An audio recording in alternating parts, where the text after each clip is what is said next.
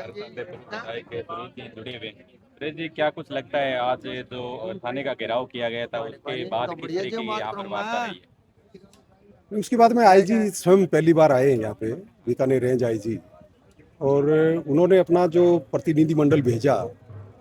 संघर्ष समिति ने पहले ही तय कर दिया था कि हम थाने के अंदर जाके बात नहीं करेंगे, जो भी बात होगी यहाँ सड़क पे बैठ के होगी, आंदोलनकारियों के बीच में होगी। तो आईजी ने एक चिट्ठी लिख के मैसेज किया पहले कि 15 दिन का हमें टाइम दो।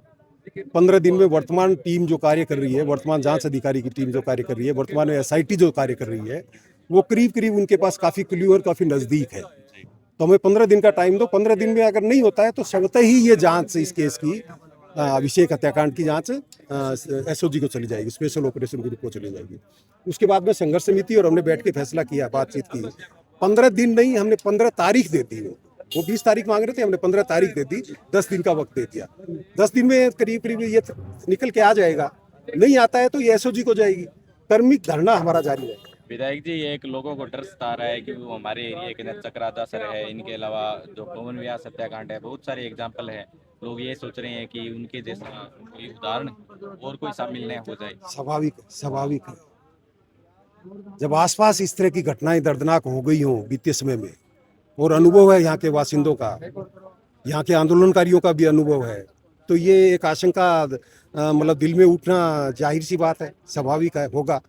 लेकिन मैं फिर कह रहा हूँ, जिस तरह से आग यहाँ की जनता के दिलों में लगी हुई है, यहाँ की मातृशक्ति के दिलों में लगी हुई है, यहाँ के नौजवानों के दिलों में लगी हुई है, यहाँ के बुजुर्गों के दिलों में लगी हुई है, यहाँ के बच्चों के दिलों में लगी हुई है, उस आग को देख के, क्योंकि मैं आंदोलनकारी रहा हूँ, मैं आग पहचानता हूँ।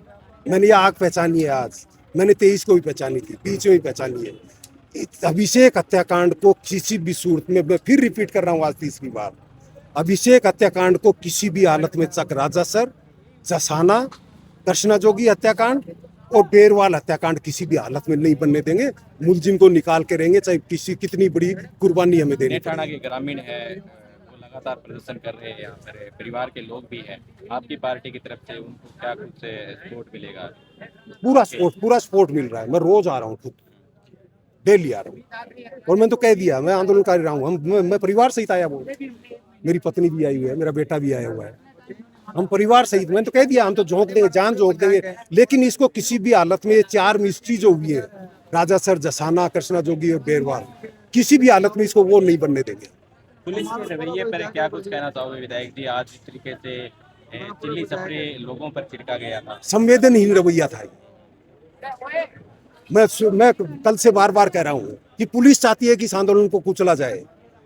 हमारे में से ही हो सकता है कुछ लोग चाहते हो कि ये आंदोलन कुचला जाए, इसकी परिणति तक ये आंदोलन पहुंचे नहीं, इस आंदोलन का परिणाम नहीं आए, उस वजह से ये हुआ।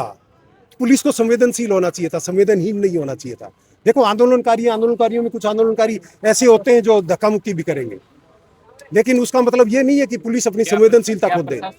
जरूरत थी, क्योंकि लोग है वो चलो नॉर्मल तरीके से कर रहे थे उस समय, तो चिल्ली स्प्रे की जरूरत थी? कतई जरूरत नहीं थी, बिल्कुल नहीं होना चाहिए था।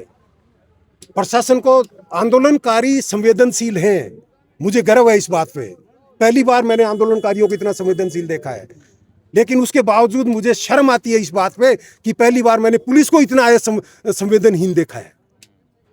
आंदोलनकारियों ने तो कोई प्रकार के पत्थरबाजी या कुछ नहीं किया, लेकिन पुलिस की ये जवाब देना आंसू के छोड़ करके मैंने अभी कहा, आप थोड़ा देर से आए, मैंने अभी कहा ये पुलिस की संवेदनहीनता है।